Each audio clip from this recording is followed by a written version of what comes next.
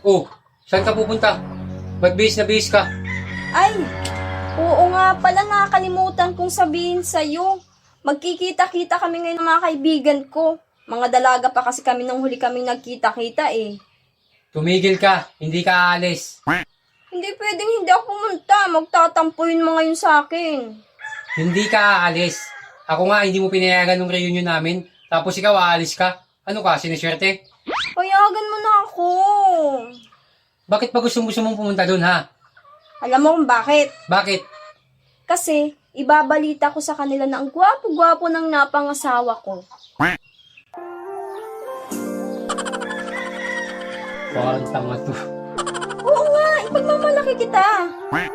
Ewan ko sa'yo. Sige na nga, pumunta ka na doon. Ay, teka. May pera ka ba? Wala nga eh. Oh, ito. 5K. Libre mo sila, ha?